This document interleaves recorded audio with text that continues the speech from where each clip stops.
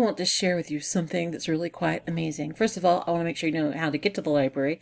Go to academics, go to library. Now, we are at the library page. Lots of things going on, but we're going to databases A to Z. The reason for that? Oh, we're going to Google Scholar. You think Google Scholar's not useful? There may be some reasons for that, but guess what? We have set it up with the institutional code so you can tell what we have available full text. That's right, no more, no text. Sometimes much text. Here we go. See this institution code? Certainly you can bookmark it, but sometimes it changes. So on our page, I make sure I keep it up to date. So imagine I was out there just in wild open Google that could just go absolutely anywhere, and I find an article called Issues in Society. Let's imagine. Now, should probably be more detailed, but what will happen if you look on the right hand side, you'll see that full text is available. And actually this full text is available in different places, not just us. But if you hit this, this will take you to a paywall. This should not take you to a paywall. You should find usually PDF in full text. With us, you're going to have to do a little bit of a trip, but it's a good trip. But let me show you what it looks like. 85% of the time, this is going to work out perfectly. Now this is going to take you, rinse you through, so to speak, rinse you through the library catalog, and you're going to have some options. Now you're like, why do I have all these? Well, we have different publishers, they have them in different ways. And if you're trying to think of something that may be better than the other, I like EBSCO because usually it has PDF, and also ProQuest products do as well. So I usually have a stronger idea that I will go there. Now your secondary thing about why you may pick one of these over the other is that it has the most possible available dates. Like this says the first year, the past year is not available, but it's from 1975. So that looks like it's probably going to be good for me, because once you're in the database, why not keep doing some research? So this is going to take you here, and we have the article. This is the citation details, PDF, HTML, and here you are ready to go. Now let's see how else we can use it. If you're looking for just scholarly articles, you could just use this as your search to find things.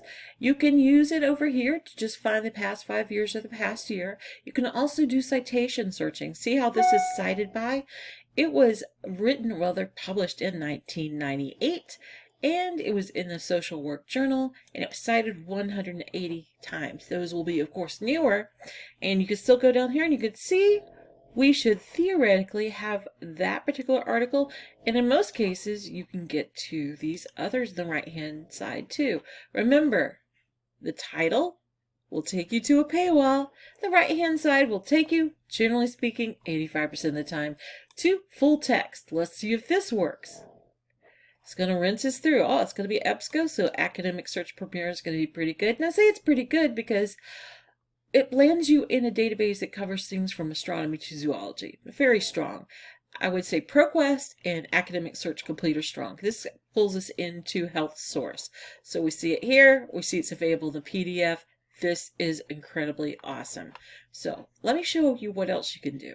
Again, you found something online. You go to it, and almost $41, $100 for you to see it in full text. Come here, put the title in, and see if you can find it in other ways. Also, if for some reason if it doesn't come up here, which is possible, look at all 12 versions, and you'll see it in various places. And click on this. In theory, we should be able to get to it. It's going to say Research Library, which is ProQuest. Again, very, very strong database, just like our Academic Search Complete. This is awesome, and it takes you to, that's right, full text. Okay, let me show you what else Google's. Okay, it helps you find related articles as well. That's right, not just different versions. And you can see, hey, look at this. You could go here, and 85% time or more, today I'm at 100, you can absolutely find it in full text. Now then, I am a procrastinator, and I usually do my paper the night before it's due. Just telling you, this is how I work. So for many students, I understand your pain. So when I tell you this is useful, you'll understand why. Sometimes I think the way I abbreviate things when I'm doing my work is how I will be able to understand them. By the way, not true. So you see this little quote thing? It does give you citations. I'm not even sure if this is 8th or 7th edition, but it doesn't matter because you know what? You copy and correct it no matter what. So a lot of times what I'll do is not write down the full name of the journal or the full, all the letters or words in the title. Sometimes I mess up the author. Sometimes I don't have the date. Sometimes I totally mess up the volume and issue number and page numbers. And you'll see this one I would sort of question because it only has one page number. And generally speaking, you want a beginning and ending page number. And if you don't realize, that's a question you can ask your librarian, like, hey, what's the page numbers on this? And we will exhaustively find out what the page numbers are on that item. In some cases, it may be that it's something that is not page, does it have pages? And you can leave it off. But hey, ask us. We'll be glad to research that for you, with you, and show you our work. So, I hope you've enjoyed this Google Scholar excitement. I want you to know how to use it. I want you to know how to enjoy it. And I want you to know how to save yourself at the last minute, like I have had to do so many times. My name is Rhonda Kitchens. I'm your librarian, and I want you to enjoy research.